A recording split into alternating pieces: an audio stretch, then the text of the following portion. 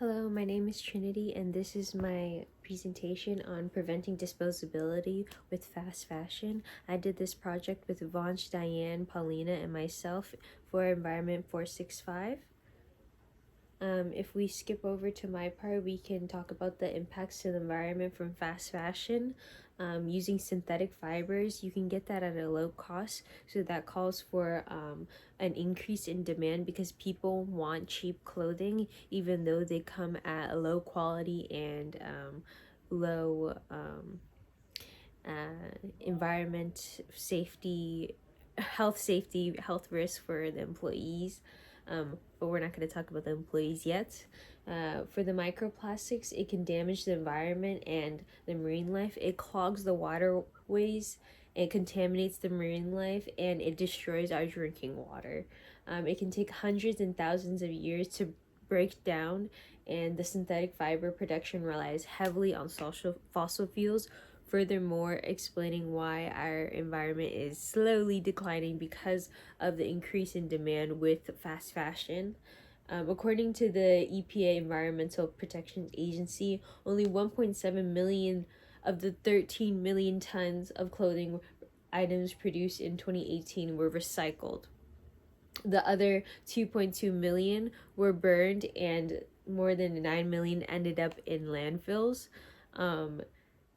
So as you can see, not only is it so costly to our environment that we're creating fossil fuels and greenhouse gases, we're also creating these greenhouse gases because we burn so many clothing due to fast fashion and the trendy marketings. For the social impact, we can talk about the brief trends, as I was talking about in the last slide. This fast fashion industry puts profits ahead of the humans' well-beings. Looking closely, you can see that she is in close quarters with her coworker. As you can see right there, there's a fan above them because they don't have proper ventilation, and they don't have support. They don't even have proper furniture to actually sit comfortably while working these long hours and having minimal breaks.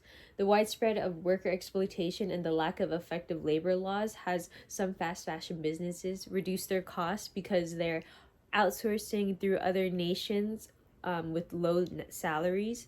This is from Monroe 2021. With this, we have to understand that these Shein workers, are being put in these unsafe working conditions where they can affect their health in the long run because they are not being supported. Their health is not being supported while they are working these long hours for these fast fashion industries. And with the fast fashion market and economy, consumers continue to shop during difficult times, but they limit what their purchase are by low cost serotonin, meaning they dive in and indulge into these fast fashion discounts.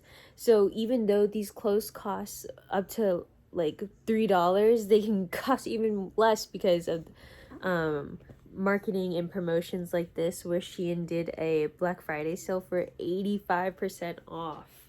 85% off. And fast fashion strives to promote a culture of quick consumption and discarding. These clothes aren't meant to last. They're only meant to be worn only like a handful of times, and you can throw them away because the quality is so bad that the mobility you have in there is only to a limit.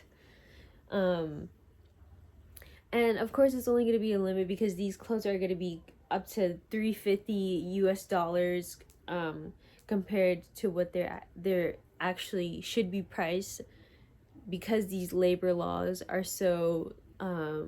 not safe, and because they can, in these other countries and other nations, because of their low salaries. But yeah, it can be as little as $350 in these supermarkets from Fast Fashion 2007. Moving forward, we can talk about how we can address the sustainability at different levels. As an individual, it is our job to always look at the products that we're buying and that we're consuming. So you can keep in mind that while you have these shopping urges or addictions, that there are solutions to them, and you don't have to delve into fast fashion to suffice them, to you know, restore yourself. There's companies like there's okay, well, there's the internet. They have it has a huge impact on what we buy, but instead of looking into those companies that create or an organic material, we can look into small businesses and small creators to support before we buy things from Shein or Temu.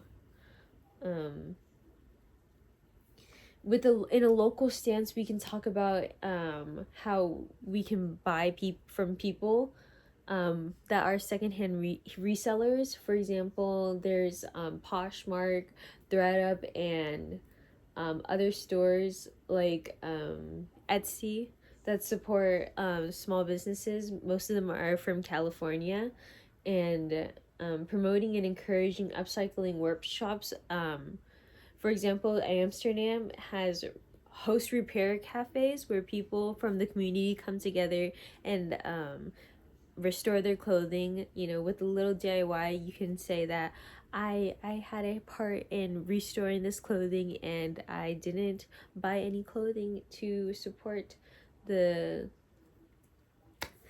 fast fashion industry. And these are my references over here. And thank you very much.